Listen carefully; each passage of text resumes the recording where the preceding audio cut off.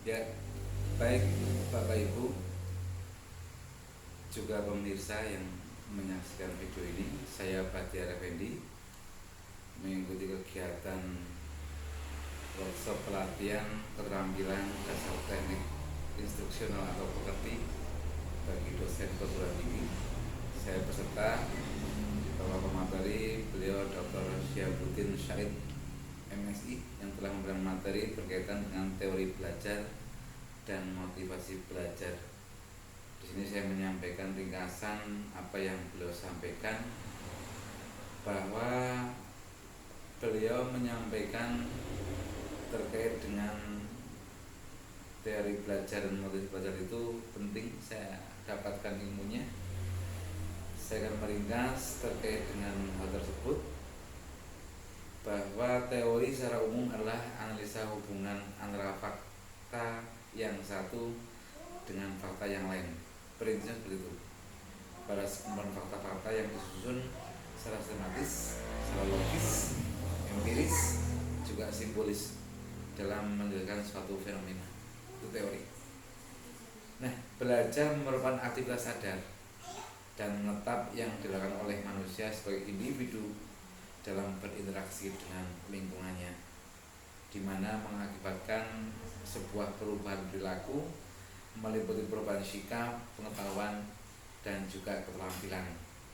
Nah, dari hal itu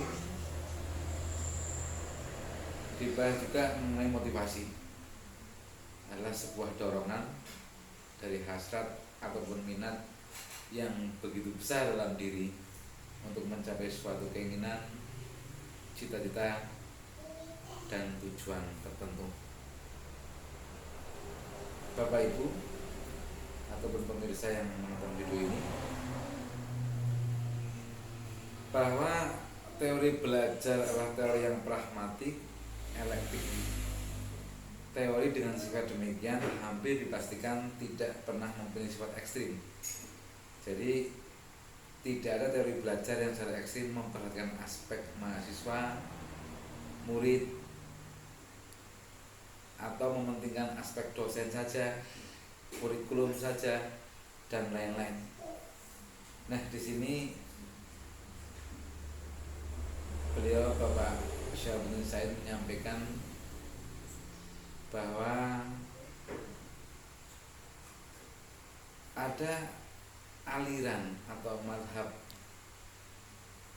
dalam teori belajar yang beliau ringkas, saya juga meringkas. Menurut para ahli aliran psikologi itu dibagi menjadi 5 aliran, ada 5. Yang pertama, aliran atau mazhab tingkah laku yang menekankan pada hasil dari proses belajar. Yang kedua, aliran atau mazhab kognitif yang menekankan proses belajar. Yang ketiga, aliran atau mazhab humanistik yang menekankan isi apa yang dipelajari. Yang keempat, aliran atau mazhab konstruktivistik. Dan yang kelima, aliran atau mazhab sibernetik yang menekankan pada sistem informasi yang dipelajari. Jadi ada 5 simpulan ringkasan yang bisa saya simpulkan dari apa yang beliau sampaikan. Nah, dari sini penjelasan-penjelasannya memang secara ringkas, dan apa yang menjadi satu tujuan di teori belajar itu dengan mazhab yang ada, menyimpulkan bahwa hal-hal yang berkaitan dengan teori belajar itu memang ada terjadi, dan di dunia pendidikan memang dialaminya. Bapak Ibu atau yang menonton video ini,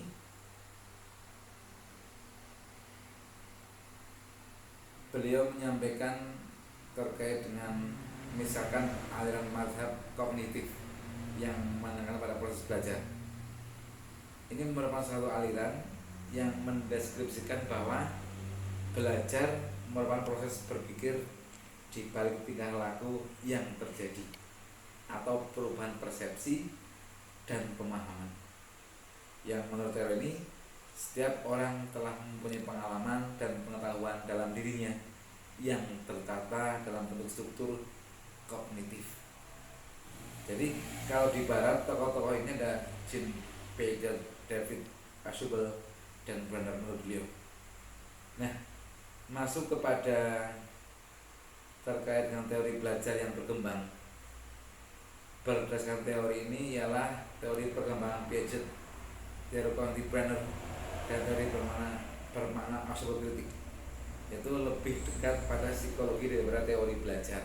Ini satu teori saja. Yang kedua, suka dipraktekkan karena tidak mungkin memahami struktur kognitif yang ada dalam setiap orang, baik pelajar atau mahasiswa. Jadi ringkasan beliau sangat detail dari satu mazhab itu, dan penjelasan di mazhab yang lain cukup detail juga, tapi saya berikan dari contoh terkait dengan satu mazhab yang beliau simpulkan, dan saya meringkas juga. Bapak Ibu atau yang menonton video ini, bahwa apa yang menjadi sebuah motivasi bagi seseorang, dalam ini bisa mahasiswa atau siswa atau anak didik, ini penting ketika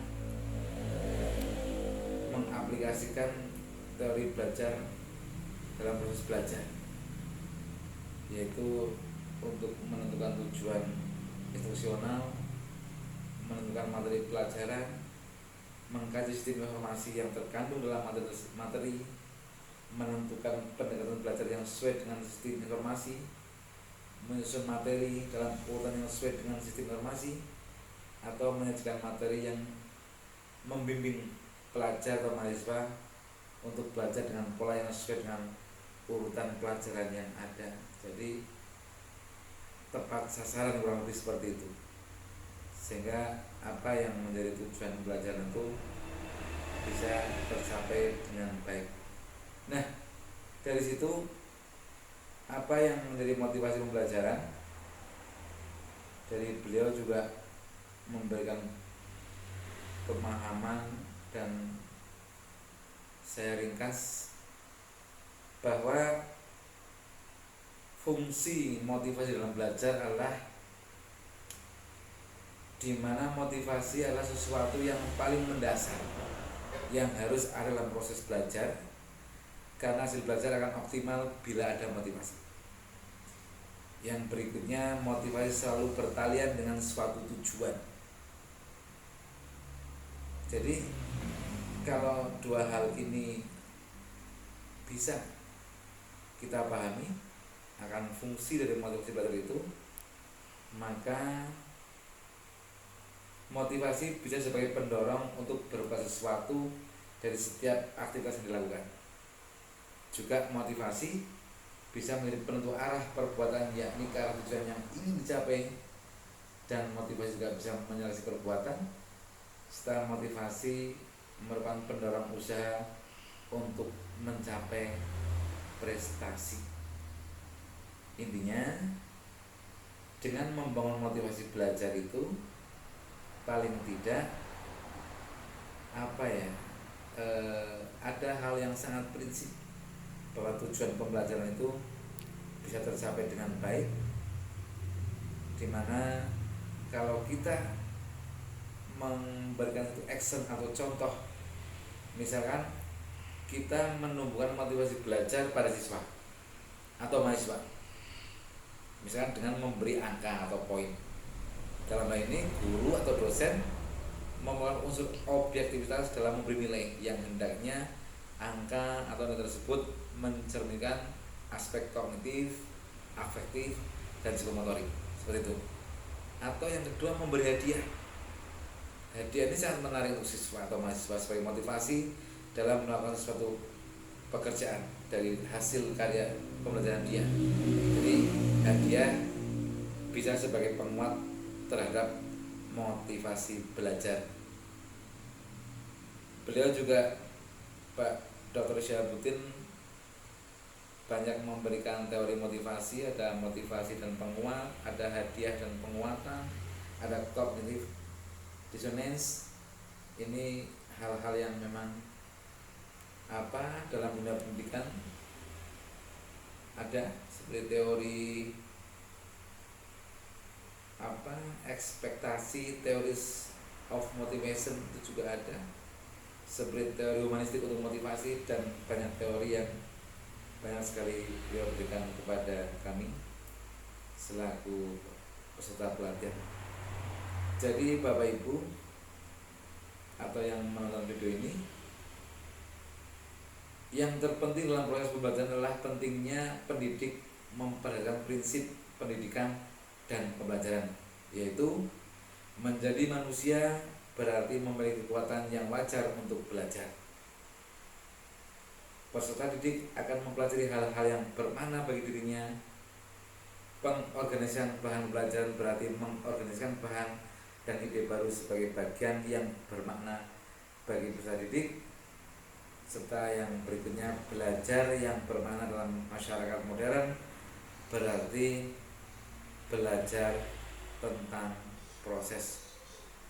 Begitu yang bisa saya sampaikan singkat, itu yang bisa saya ringkas dari beliau, dan ini juga menambah ilmu, menambah pemahaman untuk saya pribadi yang semoga bisa bermanfaat untuk yang lain. Terima kasih ilmunya Bapak Dr. Syahabuddin Said MSI, dan terima kasih Bapak Ibu yang menonton video kami ini. Assalamualaikum warahmatullahi wabarakatuh.